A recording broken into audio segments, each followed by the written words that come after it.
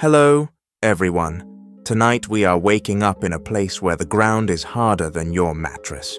Your nose hairs have turned into icicles, and your alarm clock is a low, echoing wolf howl in the distance. Congratulations, you're a prehistoric human, and it's the dead of winter. The kind of cold we're talking about here isn't forgot my gloves cold. It's my eyeballs feel crunchy cold. You don't wake up because you're rested. You wake up because you're freezing and the fire has died down to its last glowing sigh. You roll over, still wrapped in a fur blanket that smells like the back end of a musk ox, and your first thought is not dead yet. That's a win. You're not alone in this. The rest of your band, maybe 20-30 souls, are all stirring in the low light. The shelter is dim, tight, and somehow always smells like cooked roots and wet dog, and that's on a good day. You're curled up with kids, and one guy who always kicks in his sleep. He's a menace, but he's also the one who made your spear, so you tolerate his midnight jabs. Now, the day doesn't begin with a to-do list. It begins with survival. That means scanning your shelter for signs that the roof hasn't caved under the snow, that your water skins haven't frozen solid, and that no bear decided to join you while you were unconscious. Yes, that's a thing. Bears don't knock. You shuffle out of the shelter into a blinding, sharp cold that stabs your nostrils with each breath. The sun is low. The sky is that peculiar pale color that means even the air feels brittle. Around you, the landscape is white, vast, and absolutely silent except for the occasional creak of ice shifting beneath snow. Beautiful, yes.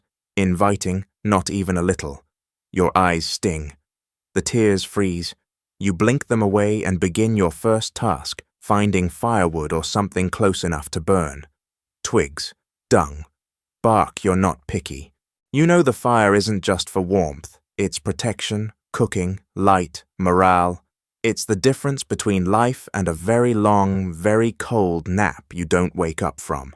Archaeologists still debate whether early humans hunted more or gathered more in winter.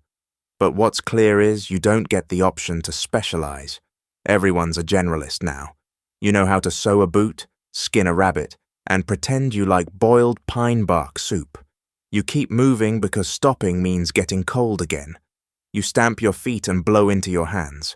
You're not even trying to warm them. It's just habit. The ground crunches under you with that satisfying snap of deep frost. You whisper a swear word, you just invented it, involves reindeer droppings and toes, and then carry on. As you walk, you check the trap set yesterday. One has caught something, a rabbit.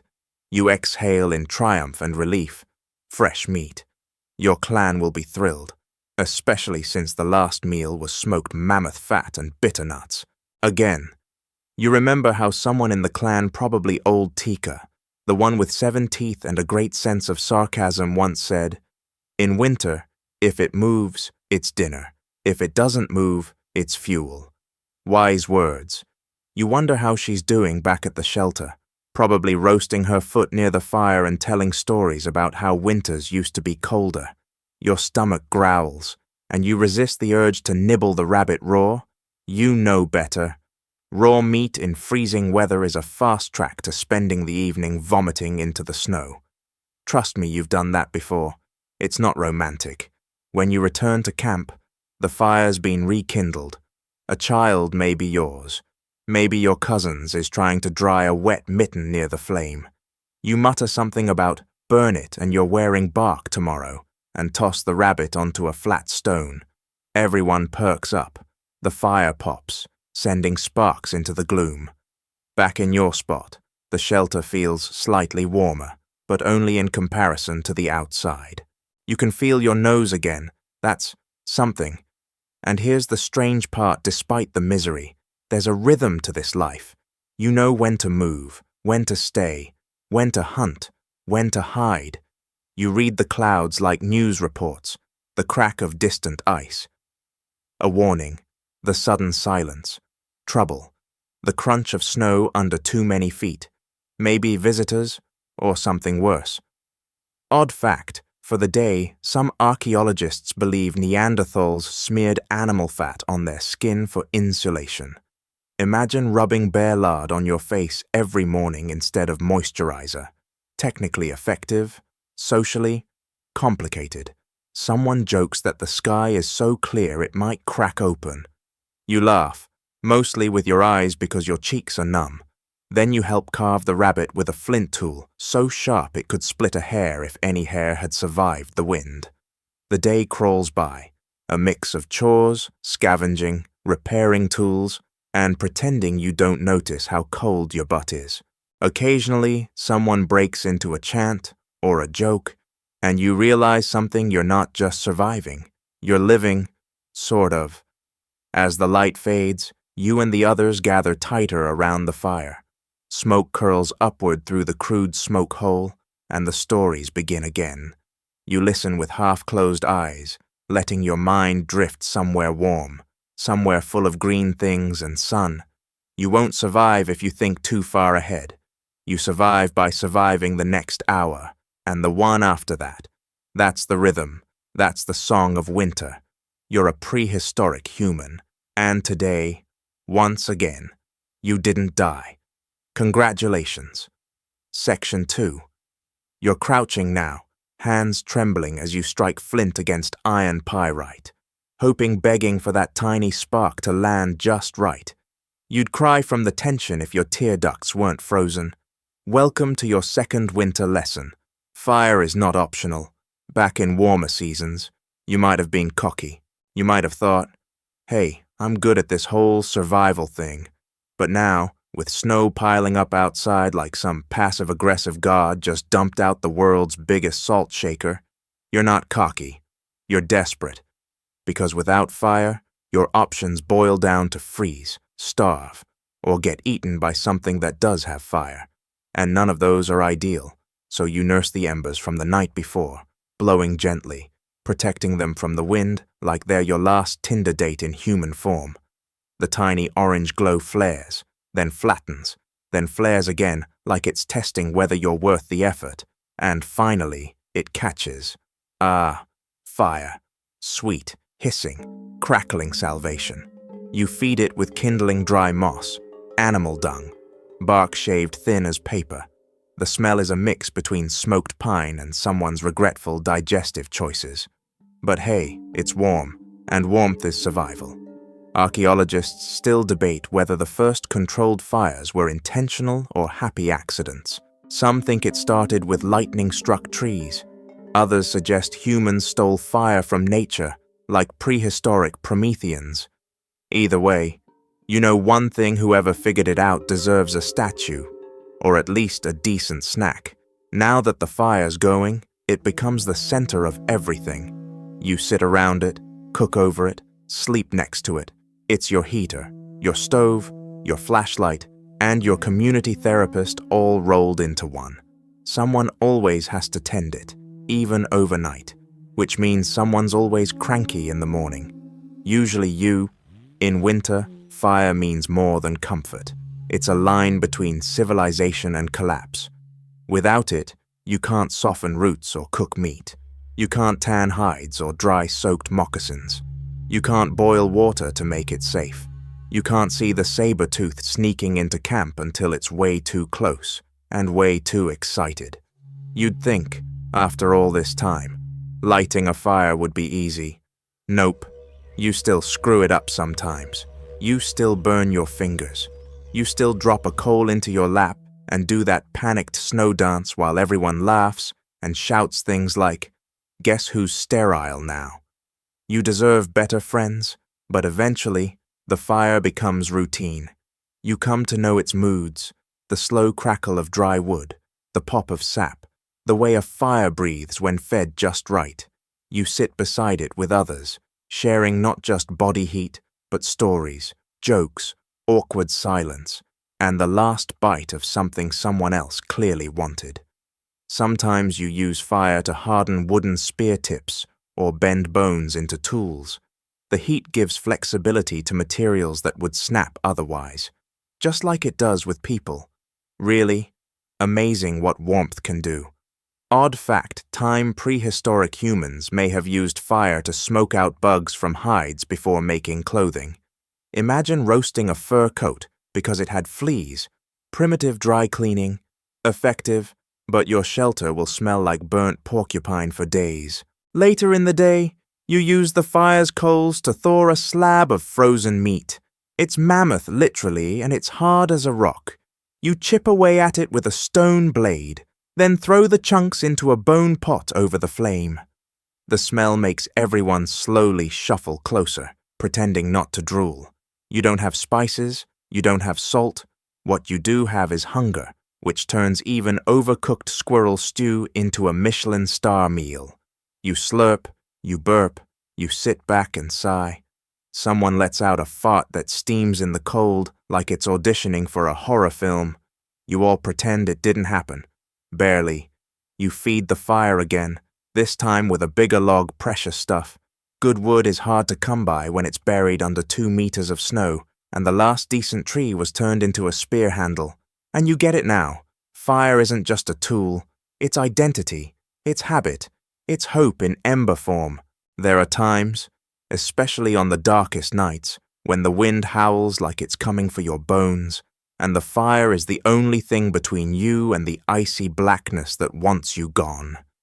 You stare into it and feel something ancient stirring in your chest, like memory, like comfort, like courage, or maybe just indigestion, hard to tell. That night, before sleep, you bury a coal deep in ash to keep it warm till morning. A secret, glowing promise. You lie beside it, dreaming of warmth, of summer, of fires that never go out, and you whisper thanks not to gods, not to spirits, but to the fire itself, because if you're going to make it through this winter, it won't be luck or strength, it'll be fire. Section 3. You've survived another night, and that's no small feat when your ceiling is a sheet of mammoth hide and your insulation is made of whatever didn't crawl away fast enough last summer. But today, your job is bigger than finding food or firewood. Today, you're fixing your shelter. Again, because surprise snow weighs a lot, and when it melts a little and freezes again, it turns your carefully constructed roof into something between a crushing glacier and a very slow, heavy avalanche. This morning, you woke up with snow dripping onto your forehead and one corner of the shelter sagging like it just gave up on life. So here's the real prehistoric truth. Your home isn't some cozy stone cottage with smoke curling out of a chimney. No, it's more like a mutant tent made of sticks, bones, hides, and a deep, aching desire to not die of exposure. You step outside and take stock. The structure still stands barely. The frame is built from mammoth ribs, scavenged wood, and that one weirdly straight tree branch you carried for 3 days because it felt lucky. Over the top, a patchwork of animal skins, stitched with sinew and frozen together into a lumpy ice blanket. Archaeologists still debate whether early winter shelters were permanent, semi-permanent, or temporary and seasonal. You'd call yours desperately hopeful. You didn't build it expecting luxury. You built it because caves were already taken or smelled like hyena pee. You call to a few others to help you patch the sagging side. One of them groans, rubs his eyes, and says something that roughly translates to, "I helped last time, you freeloader." You respond by tossing him a frozen pine cone. Friendship in the Ice Age. Together, you prop up the sagging side with a forked branch. You restuff gaps with dried moss and snow-crusted grass. You carefully rearrange the hides to create overlap where the wind has gnawed through. And when a section tears, you sew it shut using a bone needle and strips of tendon that smell faintly like regret. Odd fact for the day at Mezherych in Ukraine. Prehistoric humans built homes using mammoth bones arranged in circles, probably covered with hides and sod. Yes, literal bone houses, functional and also slightly terrifying, makes your shelter of wood and hope feel a bit underwhelming. As you work, you begin to remember every mistake from last time. The hide layer wasn't thick enough. The wind came from a direction you didn't expect. You forgot to slope the roof properly. So now it collects snow like a sad, frozen bowl. You and your crew fix what you can. But you also do what Ice Age people were best at adapting. You angle a reflective rock slab toward the entrance to bounce in some light. You build a small trench just outside the wall to drain melting snow. You dig a narrow passage that acts as a cold trap, so the warm air inside doesn't sneak out every time someone opens the flap and forgets to close it properly. Looking at you, Keta, inside, space is precious and organized chaos. One corner is the sleeping pit, lined with hides and fur. Another holds tools scrapers, fire starters, that one half-broken awl someone refuses to throw away. The center, always, is the fire. And then there's the door. It's not much, just a flap of stiff hide weighed down with stones, but it's crucial. Keep it closed, and you might actually stay above freezing inside. Leave it open, and the wind screams through like it owns the place. Someone's trying to build a new windbreak using woven sticks and snow bricks. It's not beautiful, it's not even stable, but it'll work. Function over form, always. And here's the kicker for all its flaws. This shelter is home. You've laughed here. You've fought here. You've eaten the worst soup of your life here. This space holds your smells, your breath, your heat. It might collapse tomorrow, but today, it shelters your memories. By midday, you're sitting by the fire again, inspecting your hands. Your knuckles are cracked. Your nails are black with dirt and grease. One thumb has a blister from yesterday's snow shovel job, red flattish rock tied to a stick. You wonder briefly if your descendants will have heated flooring and indoor toilets. Ha, ha, wild thought. Later, you go out to gather more building materials. You carry back bark, long sticks, and one half-rotted log infested with bugs, which, bonus, might also be dinner. You pile them beside the shelter and hear the wind shift. Time to reinforce again. It never ends. Archaeologists still argue over just how complex prehistoric winter housing really was. Some say simple lean-tos. Others claim multi-room bone palaces. The truth, probably somewhere in between. You build what you can, where you can, with what doesn't kill you in the process, and you keep fixing it. Because if there's one thing prehistoric winters teach you, it's this: everything breaks eventually. Hides tear, roofs sag, snow finds the one weak spot every single time.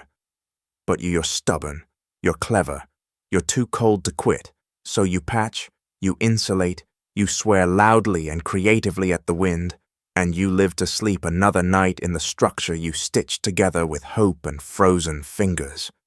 Tomorrow, it might collapse, but tonight it's enough. Section 4.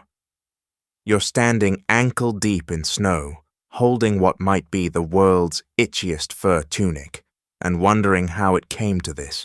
It smells like wet goat and feels like someone sewed a porcupine inside. But hey, it's warm, or warmish, and that's the only thing that matters right now. Welcome to Ice Age fashion, where the dress code is don't freeze to death. See, surviving the cold isn't just about shelter or fire, it's also about what you're wearing, which, on most days, is about 40% animal skin, 40% improvisation, and 20% cursing as you try to tie it all together before your fingers go numb. Let's walk through your outfit, shall we? Your boots are made from softened hide, likely from a reindeer or some other animal that really didn't want to become footwear. Inside, you've stuffed grass or moss for insulation, nature's answer to thermal socks. The soles are thick, layered, and still somehow let in just enough moisture to make you question your life choices. Every step feels like squelching through icy pudding. Your pants, not really pants, more like leg wraps, tied with sinew cords. They sag, they bunch, they fall down at the worst moments, but again, warm. And that's your only metric of success out here. Archaeologists still debate how tailored early clothing was. Some argue for crude, blanket-like wrappings. Others say, tailored, fitted garments appeared much earlier than we assumed. You're somewhere in the middle because sewing isn't exactly easy with a bone needle and thread made from animal guts. Your tunic was a group effort. It took days of scraping, stretching, drying, and stitching. Someone in the band claimed you should decorate it with shells or beads, but you reminded them that Fashion Week doesn't exist yet, and your fingers are already half frozen. Priorities. Odd fact, some Upper Paleolithic clothing included fringe not just for flair, but to help shed water or snow. So yes, your ancestors invented both waterproofing and prehistoric festival wear. Stylish and functional. Over your tunic goes a heavy cloak, probably bare hide if you're lucky. It's smelly, it's stiff, it weighs more than your optimism, but it traps heat like a dream. And when the wind howls across the tundra, you clutch it tighter and pretend it's a hug from someone who bathes regularly. Your head covering is essential. Exposed ears mean frostbite in under an hour. So you fashioned a sort of hood fur-lined, snug, and about as attractive as a moldy helmet. But it does the job. Plus, it muffles the sound of your own teeth chattering, and gloves. If you're fancy, most days it's mittens, basically sacks for your hands. You share finger heat in one compartment. It works, except when you need to do literally anything that requires dexterity. Like, say, lighting a fire or pulling an arrow. So you often go barehanded, then remitten and whimper dramatically until feeling returns. Putting on this many layers is an ordeal. It's like wrapping yourself in a sleeping bag, then trying to chase a rabbit. You move like a disgruntled snowman. You sweat even in the cold, and when you finally sit down, it takes 10 minutes to disrobe enough just to pee. You've tried clever tricks, lining your boots with dry grass, wrapping your wrists in extra fur, even smearing animal fat on your cheeks to stop the skin from cracking, which works until you forget and lean too close to the fire. Ever smelled roasted eyebrow grease you have? Inside the shelter, you peel off the outer layers and hang them near the fire. The air immediately fills with the scent of steamed musk and burnt hair. Someone gags. Someone else says, "Smells like winter." You all nod solemnly. Cleaning your clothing is a process. You beat the hides to remove dirt. You hang them to freeze dry. If they get really bad, you soak them in icy water and beat them with a stick. Basically prehistoric laundry day. There's no fabric softener, only judgment from the person next to you. Still, clothing isn't just for survival. It marks identity, that decorative stitching on your shoulder. It says something. Maybe I'm from the River Clan. Maybe I killed a weasel once. Maybe just my cousin was bored and had a sharp bone. But it matters. Sometimes, you even swap clothing pieces with others partly for practicality or partly as a social bond. That patched-up mitten you wear every day, it used to belong to someone who isn't here anymore. You keep it because it's warm and because it reminds you.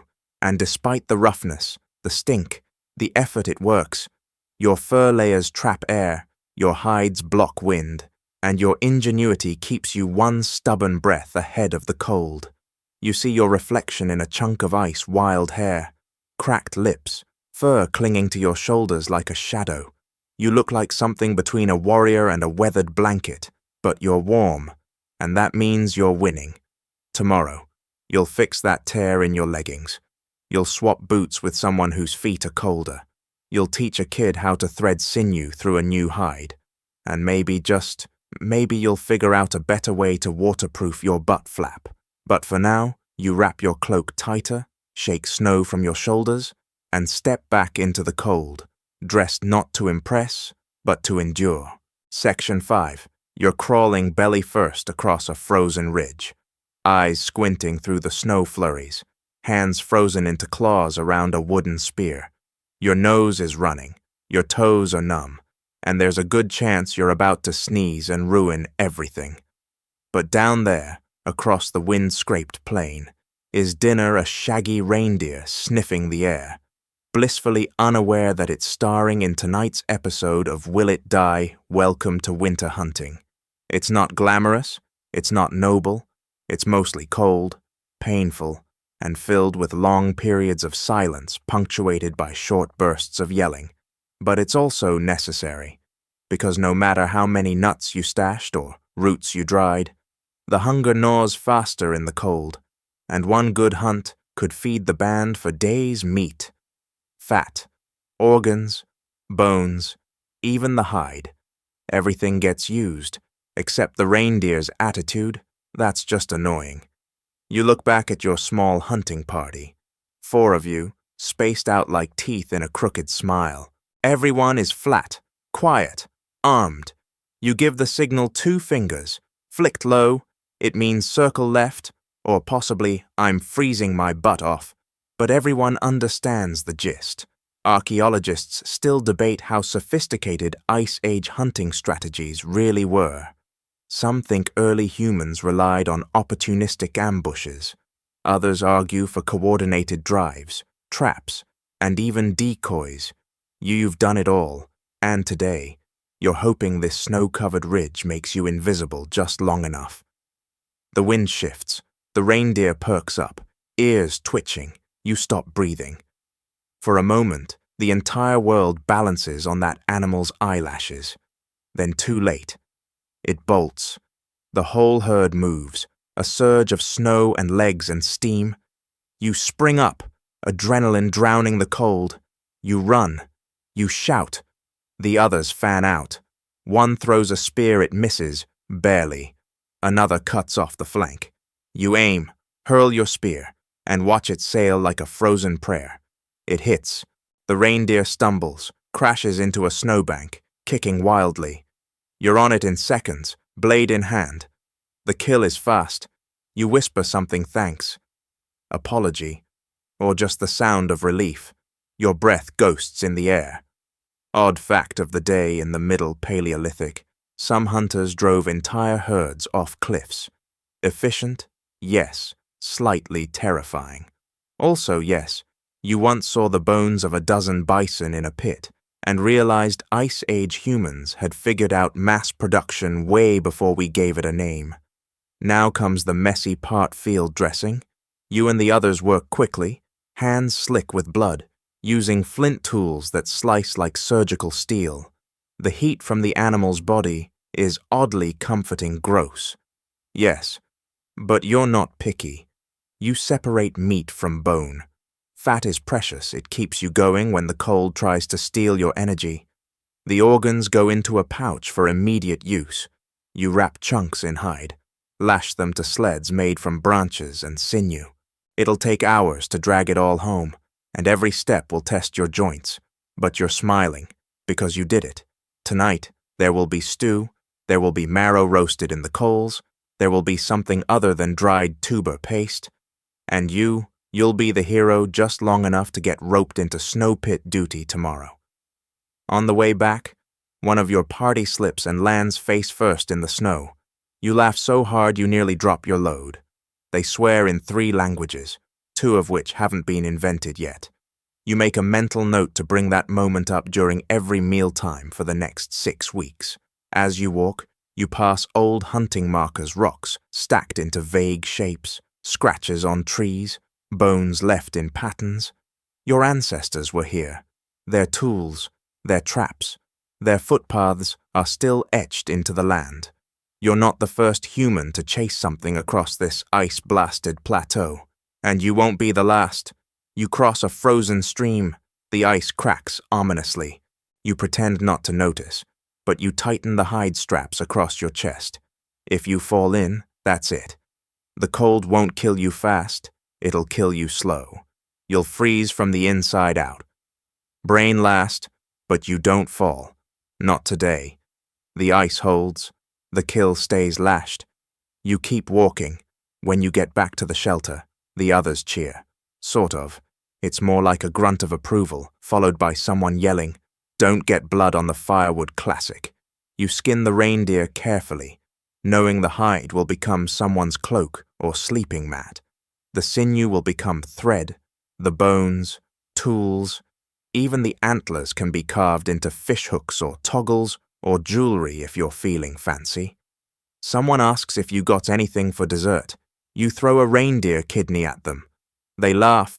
You've missed laughter. Later, by the fire, your muscles ache in places you didn't know existed. You stretch, sigh, and pick a piece of meat from your teeth with a sliver of bone. You've lived another day, and your belly is full. For now, that's enough. Tomorrow, maybe you'll set traps instead, or check the ice holes for fish, or hunt birds if they haven't all flown somewhere smarter. But tonight you hunted in the freezing cold, and you didn't die. You're prehistoric. You're tired. You're amazing. Section 6. You're staring at the ground like it owes you money. Snow blankets everything, and beneath it, if you're lucky, is lunch. Not berries or apples or Instagram-worthy salad greens. No, this is winter foraging, and you're on the hunt for things that are brown, chewy, and vaguely edible. If it crunches, oozes, or smells like sadness, it might just make a decent soup. Welcome to the other half of Staying Alive gathering. See, hunting is flashy. People cheer when you drag back a bleeding chunk of mammoth. But foraging, that's the unglamorous grind, the steady trickle of calories that actually keeps your band from keeling over, especially in winter, when game is scarce and the forest is basically a freezer full of sticks. You trudge through snowdrifts up to your knees, poking at the base of trees with a digging stick, just a pointed bone or antler with some attitude. You scrape away ice, hoping to find roots, bulbs, or forgotten caches. Every now and then, you strike gold a frozen tuber, chewy and bitter, but full of starch, or a cluster of hazelnuts buried by a squirrel who clearly wasn't thinking long-term. Archaeologists still debate how much plant food early humans consumed in winter. Some say foraging was just backup. Others argue it was the main event. All you know is, without this stuff, everyone would be chewing on their own shoes by mid-January. Today's haul so far includes 3 shriveled rose hips, a bunch of bitter dock root, half a pine cone you might be able to toast, and a mushroom that smells like feet. Score. You bend to sniff a patch of bark. Yep, still bark. You scrape a bit into your pouch anyway. Dried and ground, it adds flavor. Technically, if you define flavor as vaguely less boring than boiled snow, odd fact, some Ice Age people ate cattail roots, which are basically prehistoric potatoes. You once roasted some, tasted like wet cardboard mixed with hope. You shift to the riverbank, where the snow is thinner. Sometimes fish get trapped in the ice, and sometimes you can break through and catch one. You stomp at the edge and listen. Crack! The ice shifts. No fish, but there's a patch of frozen algae under a rock that the elders say can be boiled into soup. You pretend to believe them. A sharp gust of wind cuts across your cheeks. You blink the snow out of your lashes and wrap your hide cloak tighter. Your digging stick slips on a rock, and you bark your knuckles. You say a word in proto-cursing. It feels good, not helpful, but good. Nearby, someone yells they've found something. You shuffle over to investigate. It's a burrow. Inside, a hibernating hedgehog. Everyone debates whether to wake it. It's cute, it's sleeping, it also weighs half a kilogram and smells edible. Consensus, it's soup. You tuck it into a pouch lined with dry grass. It doesn't even stir. You whisper, "Sorry, buddy," and try not to think too hard about it. By midday, your pouch is heavier, your fingers are colder, and your brain is calculating the caloric value of things like lichen. You find some frozen cranberries still clinging to a bush. You eat one and instantly regret it. It's more seed than berry, but it's not bark. You grin like someone who just won the Ice Age lottery. Back at camp, you unload your haul roots, twigs, seeds, one terrified hedgehog, and what might be a desiccated mushroom or a tiny mummy. The group digs in. Someone makes a stew that tastes like regret with notes of desperation. But hey, it's hot regret. You slurp it anyway. You spend the afternoon processing what you found. Roots are scrubbed, peeled, sliced. Seeds are pounded into meal. That algae gets boiled into a gooey paste that you pretend is traditional. You even toast the pine cone, because why not? You deserve a treat. Later, you mix a few dried berries into the hot stones used for heating water. The scent surprises you, sweet, earthy. You sip cautiously. Not bad. You hand some to an elder, who sips and nods. That's all the approval you need. You sit by the fire and feel capable. Oddly enough, you find a sort of peace in the gathering. There's something meditative about it. The soft crunch of snow, the repetitive stab of the digging stick, the constant negotiation with nature. Is this edible? Is this poison? Is this both? It's a little like dating in modern times. Honestly, by dusk, your pouch is empty, your hands are raw, but your fire is going and bellies are fullish. That's a win. You lean back, chewing on a twig for the vague hint of flavor it offers, and someone starts telling a story about the winter they ate a tree fungus and hallucinated their dead uncle trying to barter with a bear. Everyone laughs. You do, too. Because you've eaten that fungus. He wasn't wrong. Tomorrow, you'll head to the southern ridge. There's a thicket there where the ground stays just soft enough to dig. Maybe there'll be roots, maybe berries, maybe nothing. But you'll go anyway, because in winter, you don't hunt or gather. You hunt and gather, and beg, borrow, scrape, and boil. Every calorie is earned. Every frozen tuber is a triumph. Every hedgehog stew is a story waiting to be told. Section 7. You're hunched over a flint core, fists aching from cold, chipping away like your life depends on it, because it does. The reindeer you helped bring down yesterday isn't going to butcher itself, and your scraper just snapped in half when it met an especially stubborn tendon. You let out a groan that sounds like both anger and arthritis. Time to make another. This is where prehistoric survival stops being dramatic and starts being repetitive. Not just surviving once, but again, and again, and again. And nothing repeats more than the ritual of tool-making. Archaeologists still debate whether every clan had designated tool makers or if everyone pitched in. From the look of your hands scarred, calloused, and speckled with tiny cuts, you're definitely in the everyone category. Besides, you're not bad at it. You can nap a decent scraper in under 10 minutes when motivated by the smell of roasting marrow. You sit down cross-legged near the fire, spreading out your meager toolkit of flint core, hammerstone, a few blades, one decent antler punch, and your own stubbornness. Around you, the wind howls, but you're focused. Your body shivers, but your fingers move with practiced familiarity. The first strike is a test. Too hard, and the flake shatters uselessly. Too soft, and nothing comes off. The flint tinks in response, and you smile. Still got it. You remember your first tool? It was terrible.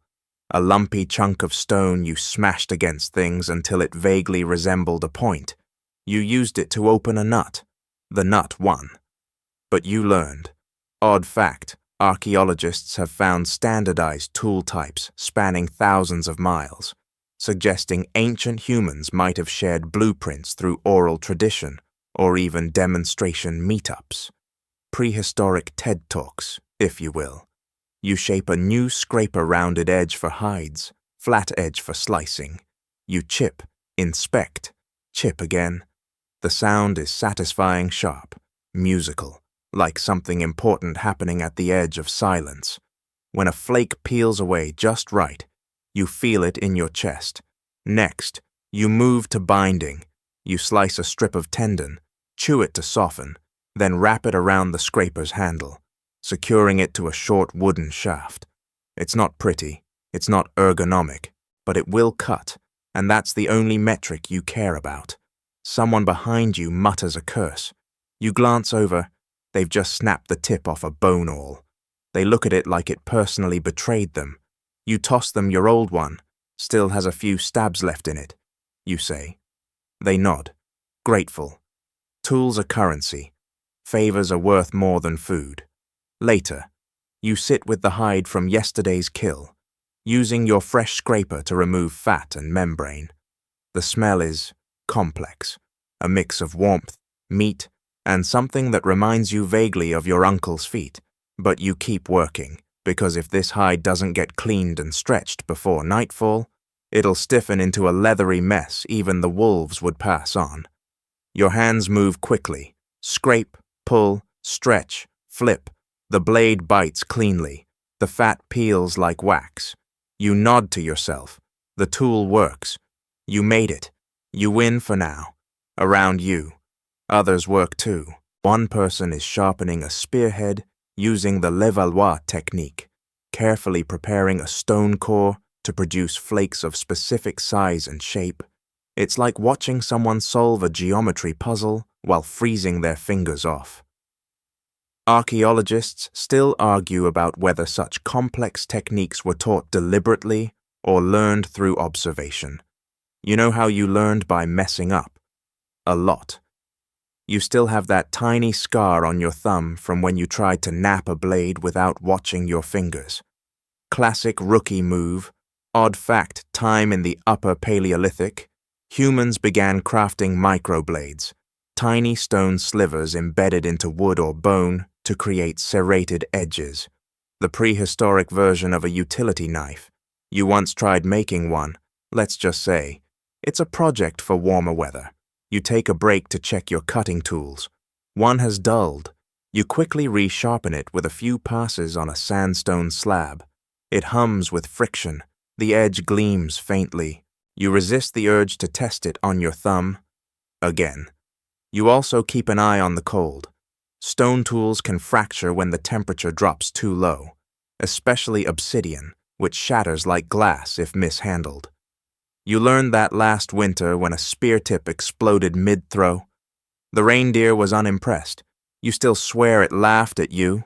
Tool making in winter isn't just about weapons and blades. It's also about maintenance, rewrapping bindings, drying handles, reshaping dulled points. A cracked scraper can ruin a hide. A bent spear can cost you a kill. Tools aren't accessories, they're survival in sharp, breakable form. And don't forget containers. Someone's weaving a basket from frozen reeds. Another's sewing a pouch from hide scraps. Containers mean mobility, trade, storage. Without them, your winter stockpile would be a sad, scattered mess of rabbit parts and regret. By nightfall, you've made 2 scrapers, resharpened 3 blades, repaired a broken spear shaft, and accidentally glued your fingers together with half-frozen pine resin. You pry them apart and flex your hands. Sore, yes, but still moving. You sit by the fire, holding your newest scraper like a prized possession. It's not fancy, it's not famous, but it'll help keep your band warm, fed, and clothed. And that makes it worth every chipped flake, every numb finger. Someone leans over and whispers, "That blade's clean enough to shave with." You raise an eyebrow, you offering your beard. Laughter echoes through the shelter. Warmth, not from fire but from familiarity.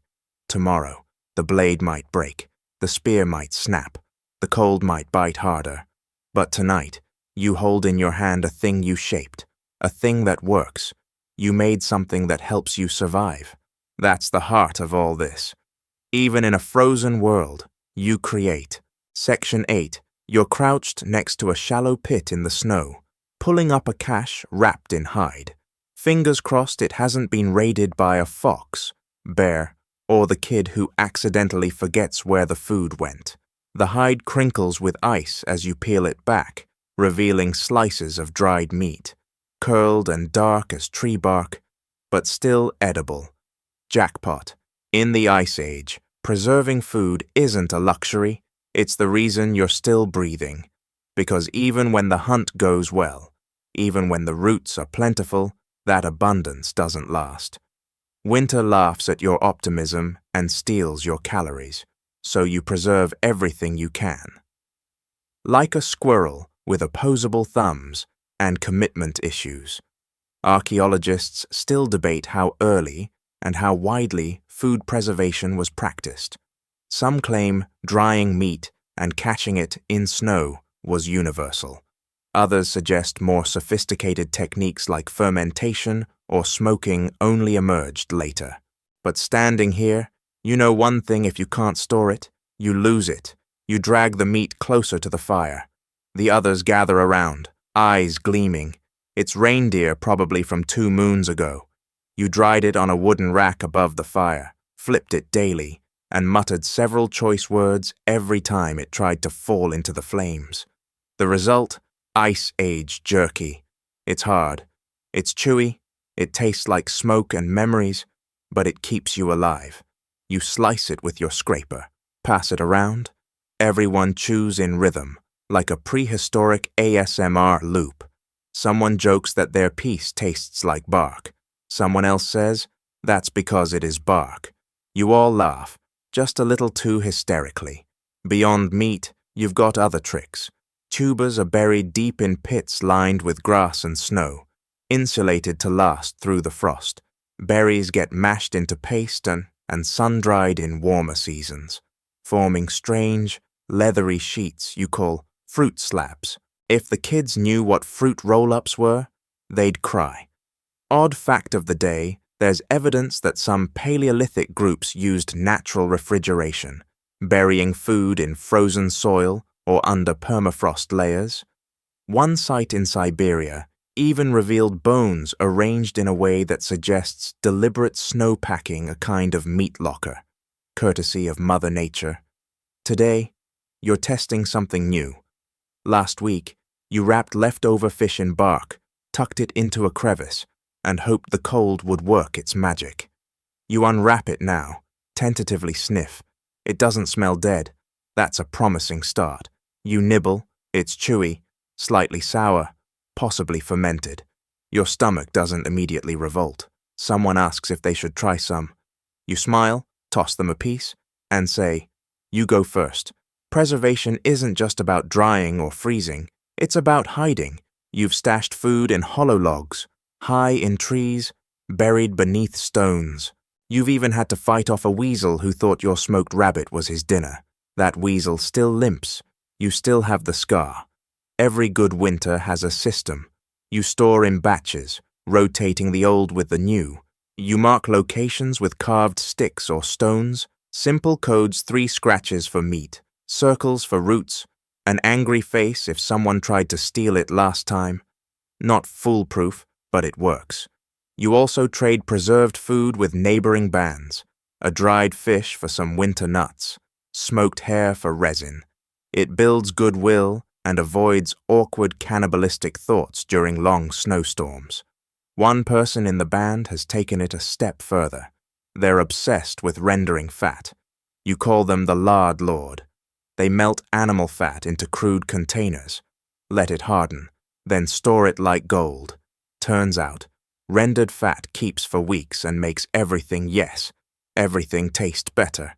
Even bark soup, even boiled shoes. Not that you've tried that. Recently, sometimes, you experiment. One night, someone wrapped nuts in hide and hung them above the fire. They roasted slowly, cracked open like magic. A treat, a moment of delight, a reminder that even in the cold, you can still taste joy. But not everything works. You once buried a cache too close to a spring. It thawed, spoiled. The smell lingered. You had to move camp. Another time, someone forgot to seal a hide pouch properly. The meat inside turned green, then blue, then liquid. You made them clean it. They wept. Yet, every failure teaches. You learn to trust your senses. Smell, sight, texture. You poke everything with a stick first. Sometimes twice. You keep your storage high, dry, and far enough from the sleeping area that if something explodes, at least you're not in it. Preserving food becomes part of daily life. You plan meals around what lasts longest. You rotate caches. You track spoilage with smell and gut instinct. Literally, one bad berry and you're sprinting for the snowdrift with regret on your breath. Tonight, you gather your band around the fire. The meat from the cache simmers in a stew pot made of hide stretched across a wooden frame, heated with hot stones. You stir with a carved antler. The smell is glorious, rich, earthy, nostalgic. You eat slowly, carefully, gratefully, and you think this didn't come from luck. It came from skill, habit, and the deep, unshakable human instinct to plan for a future that might not love you back. Tomorrow, you'll cache another batch. You'll dry more meat. You'll inspect your stash and mutter to yourself about greedy raccoons. Because surviving winter isn't just about finding food, it's about keeping it, protecting it, stretching it, and turning every bite into another chance to see the next sunrise. Section 9. You're crouched beside a young man whose leg looks like it tried to wrestle a mammoth and lost. It's swollen, bruised, and starting to smell like mushrooms in a bad way. He grits his teeth, trying not to scream as you press a poultice of moss and mashed roots against the wound. The fire crackles nearby, and someone sings softly, either a comfort or a distraction. Probably both. Welcome to prehistoric medicine. 1 part practical skill, 1 part spiritual belief, and 1 part throwing your hands in the air and saying, well, let's see what this plant does. It starts, as most things do in winter, with pain. Someone slips on ice, someone cuts their hand on a scraper, someone eats the wrong mushroom and suddenly believes they're a caribou. The injuries come in all forms, and in a season where infection spreads faster than gossip. Even a splinter can turn deadly. So you adapt. Archaeologists still debate just how advanced prehistoric healing practices were.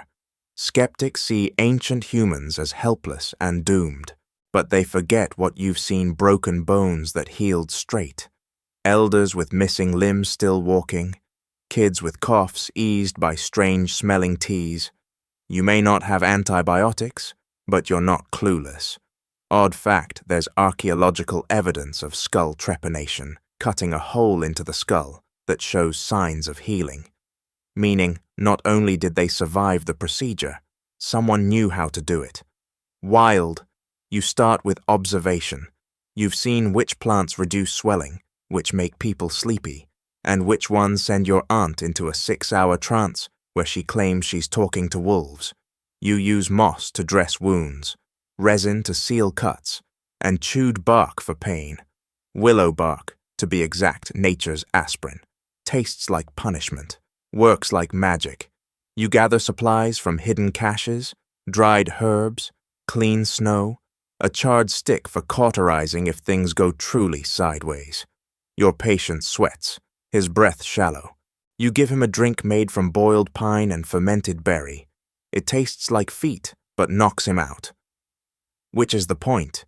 You clean the wound with snow, scrape away dead flesh with a sharpened bone blade, and pack the gap with a paste of crushed yarrow. You don't know about antiseptics. You just know this plant seems to stop the rot. You've seen it work. You trust it. Someone burns a clump of sage near his head. Is it for the smell, the ritual? Who knows? Maybe both. Maybe it's for the gods, or for morale, or just something to do with your hands when the blood starts pooling. You've seen worse. You've seen a dislocated shoulder popped back with a swift yank and a scream that cracked the clouds. You've seen frostbitten fingers turn black and fall off like dried berries. You've seen a woman give birth in a blizzard, surrounded by steam and singing and the most stubborn midwife who ever lived. And you've seen people heal. Today's patient will live. You think, if the wound doesn't turn, if he doesn't reopen it by being a stubborn fool, which, based on history, is a coin toss. Afterwards, you scrub your hands with snow and ash. It doesn't clean much, but it's better than nothing. You chew a bitter root to settle your nerves and lean back against the wall, exhausted. Healing takes more than herbs. It takes energy, hope, and a strong stomach. Someone brings you a bowl of broth, It's lukewarm and floating with unidentifiable chunks. You sip it anyway. Gratitude, like healing, is often ugly and full of roots. You remember the first time you helped with a healing, a child with a twisted ankle. You wrapped it with bark and furs, awkwardly. It worked, mostly. He limps now, but tells people it's from wrestling a cave lion. You don't correct him. And healing isn't just physical. You see it in the way people care for one another, sharing warmth, passing food to the sick, making jokes so the hurt don't feel forgotten. You've watched the band carry an injured elder for days, refusing to leave him behind. You've seen lullabies hummed over feverish foreheads. You've watched people die with their hands held, not alone. Ritual and medicine blur. Sometimes someone draws lines on the body with ochre. Sometimes they sing while wrapping a wound. Sometimes a dream is consulted, a bird's flight read, or a bone cast into fire. Does it help? Maybe not physically, but people believe in it, and sometimes belief is medicine. Oddest thing you've tried, fermented fish paste smeared on a boil? Did it work? Sort of. Did it make the patient smell like a compost heap left in the sun? Absolutely. That night, the fire is warm, and the injured man is snoring like a mammoth. You sit quietly, checking your healing kit. It's humble bone needle, sinew thread, dried plants, a knife flaked so thin it almost sings when you slice with it. But it's enough. You look around at the others' scars on faces, bandaged hands, tired eyes, and you realize something important. Surviving winter isn't about being unbreakable. It's about being repairable. You stitch each other back together, sometimes literally. You make do with bark, bone, and belief, and somehow, day after day, you heal. You keep going, and you whisper thanks not to gods, but to the moss, to the root, to the warmth of someone sitting beside you when it hurts. Section 11.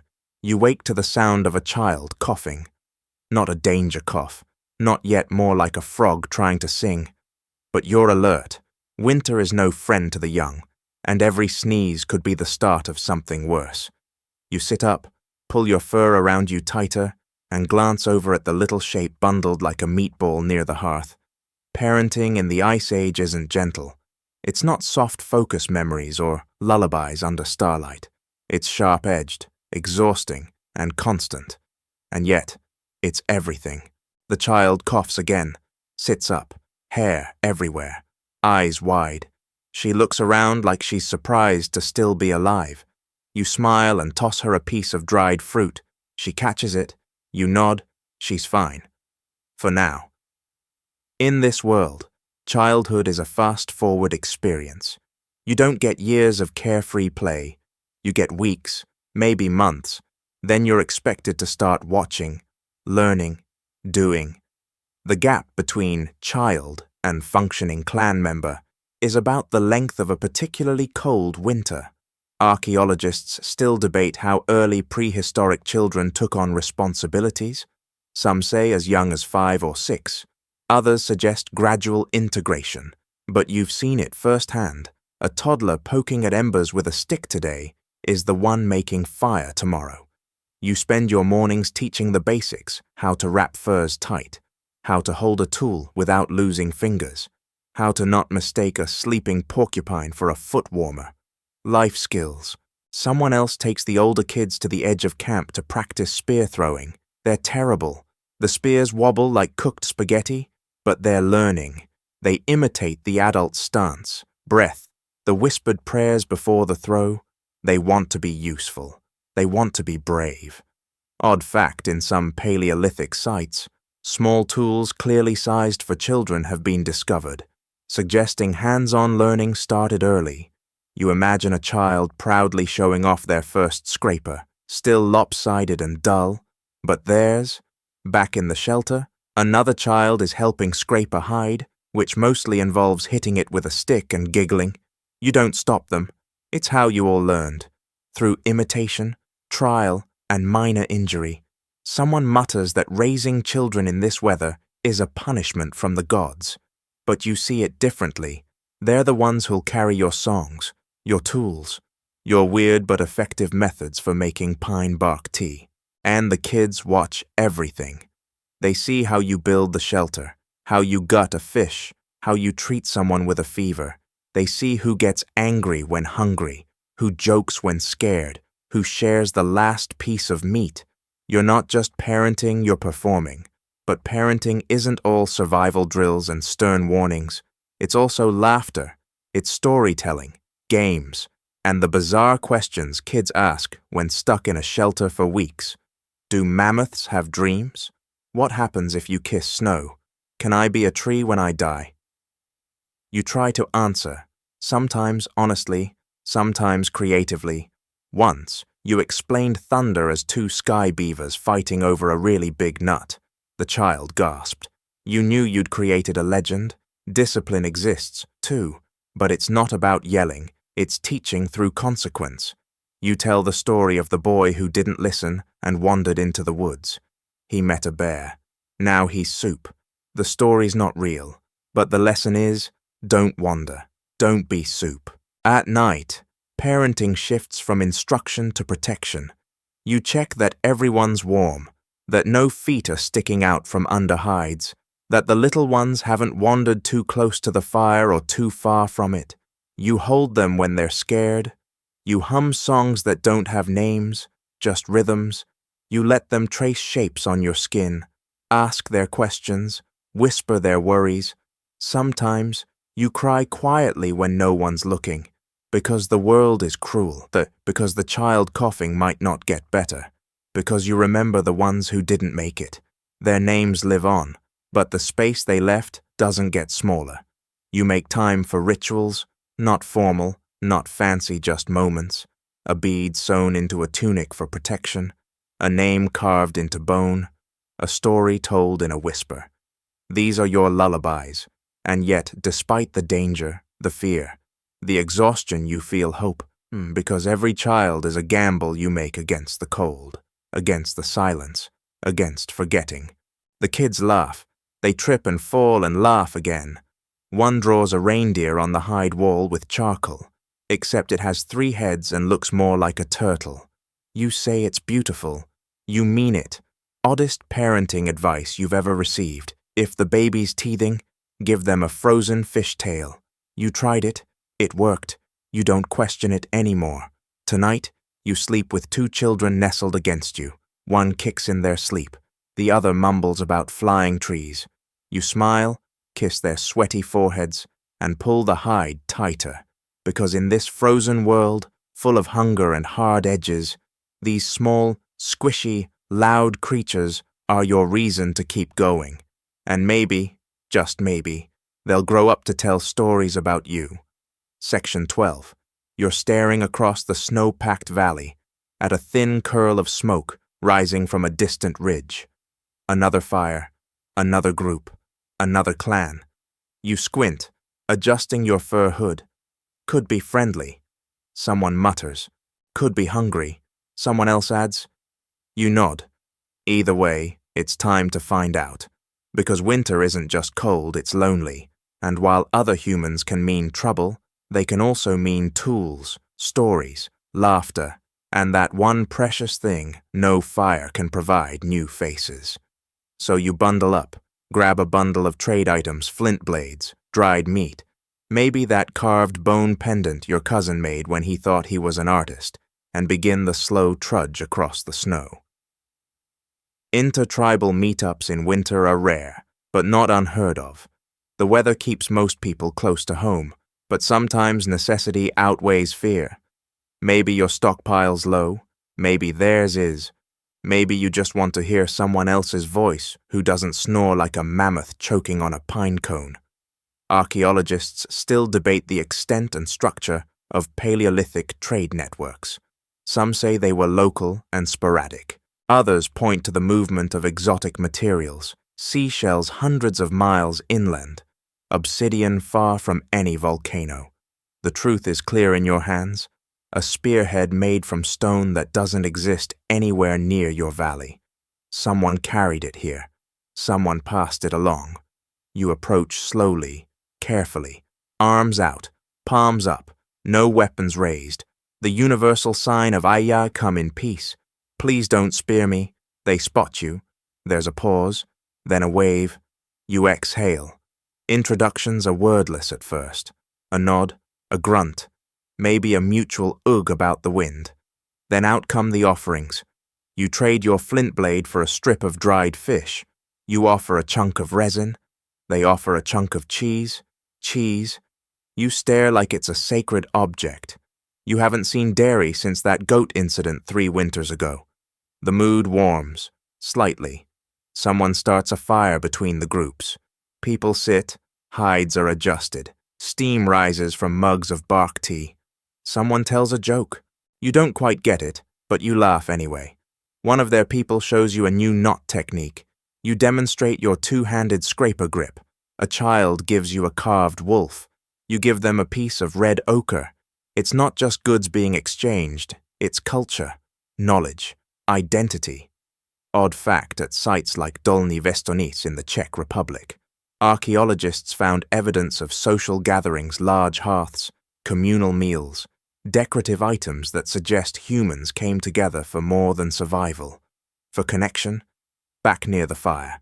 Someone's drumming on a hollow log. Someone else starts a low chant. You join in. It doesn't matter that the words differ. The rhythm binds you. It always has.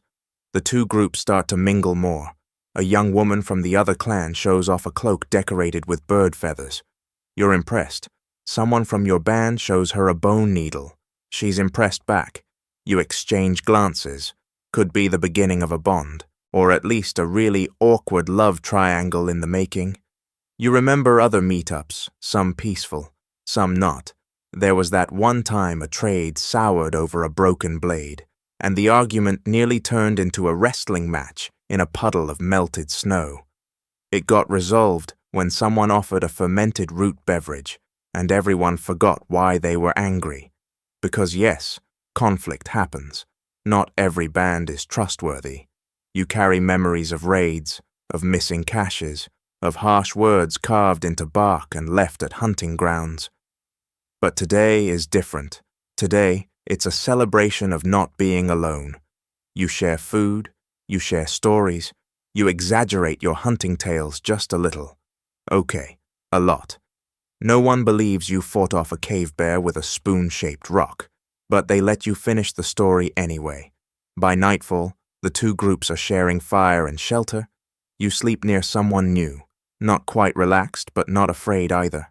They hum a melody you've never heard. You fall asleep to it, dreaming of warmer days. Oddest trade you've ever made. A polished pebble shaped like a duck for a pair of waterproof mittens. Worth it. The duck now lives in your medicine pouch. Probably magical. When morning comes, there's a quiet flurry of packing, grunts, and handshakes. You exchange final gifts, small, symbolic things, a bead, a hair cord, a half-decent joke, and then they're gone, disappearing into the snow, like smoke. But they leave something behind, proof that you're not alone in this world of ice. That somewhere, others scrape hides, tell jokes, burn their soup, and try not to step in firewood pee. You return to camp lighter in supplies, but heavier in spirit. You bring back new songs, new tools, a funny story about someone who thought snowberries were edible. They're not. And the certainty that, scattered though you may be, your kind is connected, even here, even now. And when the wind howls that night, it sounds a little less lonely. Section 13, you're staring at the fire again, not because it's pretty, though it is, and not because you're cold, though you definitely are, but because your thoughts have nowhere else to go. Outside, the snow piles up like it's training for a competition. Inside, the air is thick with quiet, not the peaceful kind, the heavy kind, the inward kind. It's day 20-something of relentless winter, and your body is surviving just fine. But your mind? That's a different story. Because here's a truth you didn't see coming. Sometimes the hardest part of survival isn't the cold, or the hunger, or even the threat of saber-tooths.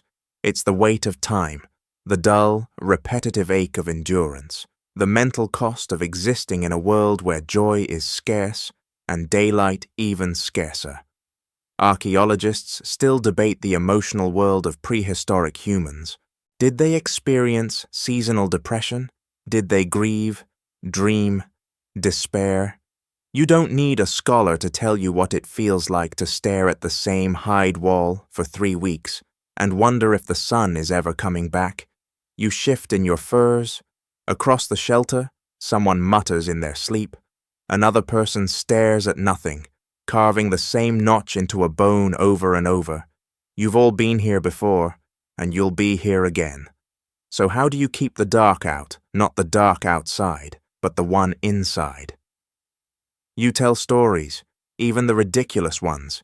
You tell them again and again. You tell them badly. You let others interrupt and change the endings. You let the kids add fart noises. You make yourself laugh, even when it hurts. You create things, not just tools, things, a figurine with too many legs, a woven mat made from shed hair, a flute that only plays one note and makes everyone cringe. Doesn't matter. It's about doing. You talk to the fire. You name it. Sometimes it's old crackle. Sometimes it's sassy flame. Once you called it warm Kevin and everyone lost it. You joke because joking makes you feel like a person instead of a frostbitten meat sack. Odd fact, some archaeologists think early humans used rituals to deal with emotional distress, chanting, painting, trance-like dancing. One figurine was found buried upside down with a shell in its mouth. Was it grief celebration, a prank? Nobody knows. But it mattered to someone. You sing, loudly, badly, in made-up languages. You stomp the floor in rhythm. You bang on bones until someone threatens to throw you into the stew. You make music, not because it sounds good, but because it makes you feel real. You move your body, even in the cramped shelter. You stretch, dance, fake fight. Someone invented competitive snow wrestling, which mostly ends in bruises and someone screaming. I said not near the firewood, but it gets your blood moving. You talk to yourself, and to the mammoth skull you keep by the hearth. His name is Hubert. He listens. He's an excellent listener. You practice gratitude, not because it's a buzzword, because it's survival. You say thanks for the unburned stew, for the not frozen toes, for the fact that your cousin didn't snore last night. Miracle. You whisper thanks for the tiniest good things, because winter wants you to forget them. But some days, none of that works. Some days, the weight wins. You snap at someone over nothing. You cry because your mitten tore. You sit in silence and hate the wind for existing. That's okay, because winter isn't just about being strong, it's about showing up anyway. You check on others, too. You know the signs. Someone who used to joke sits too quiet. Someone who used to eat everything starts skipping meals. Someone starts sleeping too much. You nudge them, hand them food, tell a dumb joke, leave a carved duck by their mat. Little things, human things. One person in the band keeps a sad pile, just broken tools and weird-shaped rocks. They sit with it when they're low. You ask why? They shrug. Sometimes it's nice to look at something else that's not working. You get it. Oddest mood booster you've tried. Snow painting with berry juice and frozen rabbit poop. The art was terrible. The laughter wasn't. By the end of the long dark stretch, something shifts. Not the weather yet, but you. You've learned how to manage your own weather. The storm inside, the fog. You've learned how to wait without wasting away. And when the sun does return, when that first warm day melts the icicles off the doorway, and light floods the shelter like a surprise guest, you don't shout. You just smile. You walk out, arms bare, feel the warmth on your skin, and remember that you held on. You didn't just survive, you stayed yourself. And you look at your clan laughing, arguing, cooking, snoring, and know they stayed themselves, too. Winter didn't win. Not this time. Section 14. You wake up and think, still winter, seriously. You peel back the hide covering the shelter entrance and feel it immediately. The cold isn't just biting anymore. It's chewing. The wind has a new tone, higher, meaner, like it finally got bored and decided to mess with you personally. This is no ordinary cold spell. This is the kind of cold that stays, the kind that buries caches and cracks bones, the kind that makes you say, out loud, to no one in particular, "Did the Ice Age just hit the gas?" Because sometimes winter doesn't end when it's supposed to. Sometimes the calendar of your instincts breaks, the sun's arc stays low, the snow refuses to melt, and even the birds stop pretending they'll come back soon. Archaeologists still debate how humans adapted to prolonged glacial conditions. Some suggest migration, others emphasize innovation. You don't have the luxury of either. Not today. Your clan can't pick up and leave not with 2 injured members, a newborn, and a food supply that's been reduced to what's under that suspicious snow pile. So you adapt the only way you can. You change everything. First, the shelter. It's no longer just a sleeping space. It becomes life itself. You reinforce the walls, adding double layers of hide and whatever dry brush hasn't been hoarded by local rodents. You seal every gap with frozen moss and snow-packed mud. It smells like wet socks, but you're grateful. Then, your routines. You used to go out daily to hunt, gather, check traps. Now you move in shifts. Smaller teams, shorter distances. You rely more on cached food, more on each other. The fire burns nearly constantly, which means collecting fuel becomes a sacred duty. Firewood has replaced love poems as the most romantic gift. You even change how you cook. Smaller meals, more broth. You stretch ingredients with snow and time and hope. You try to ferment roots in an old pouch you found behind the sleeping firs. It works. Kinda. Your cousin says it tastes like sadness. You say that's the flavor of survival. Then comes the mental shift. You stop expecting the thaw. You stop saying soon. You say not yet. Instead, you mark time by other things now: the number of steps to the latrine pit, the number of times old Farid tells the same story about the snow owl with a limp, the number of icicles that fall through the smoke hole and hit someone in the face. 17. You're keeping track. You create new rhythms. Someone starts keeping a wall of days, scratching one line into a mammoth bone each morning. It's already longer than anyone expected. And the kids. They adapt faster than anyone. They turn frozen fur clumps into puppets. They invent a game where the floor is lava, except it's ice, and the goal is not to cry when you slip.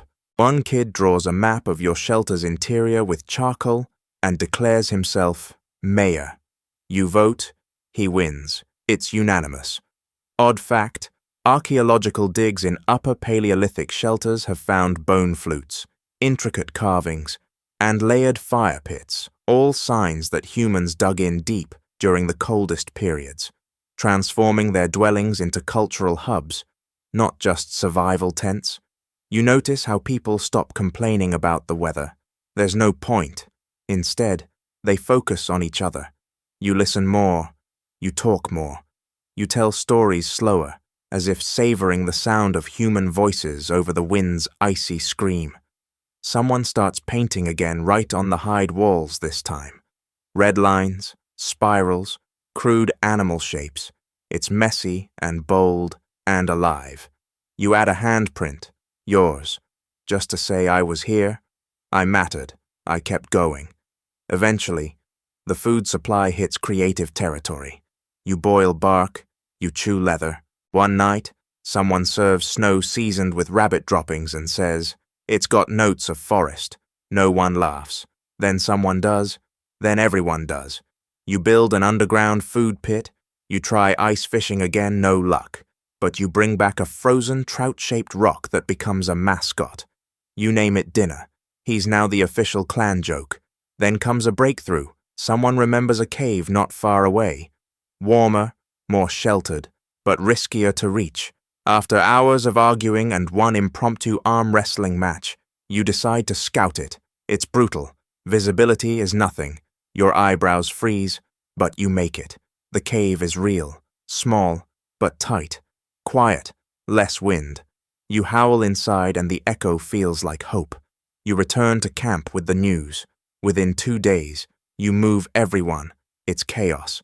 It's exhausting. It's the best decision you've made all season. The cave becomes a fortress of warmth and noise. You settle in. You breathe a little easier. You rebuild again. Because that's what you do.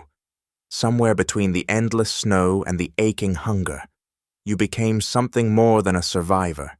You became a reorganizer, a world bender, a winter whisperer. You didn't panic. You pivoted.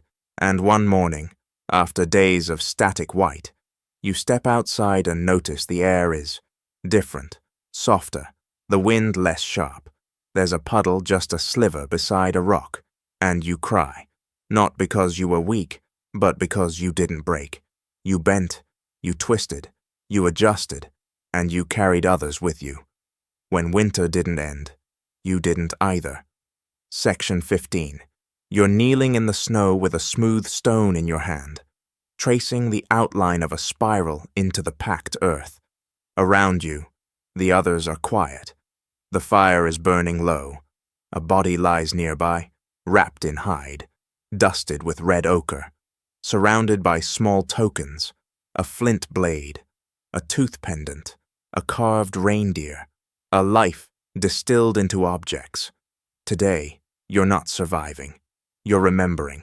This is the hardest part of winter, not the hunger, not the cold, not even the bone-deep boredom. It's the losses, and the rituals you create to make sure those losses mean something. The person you're saying goodbye to wasn't a warrior, wasn't a chief. They were just kind. They made good stew. They carved ridiculous birds with giant feet.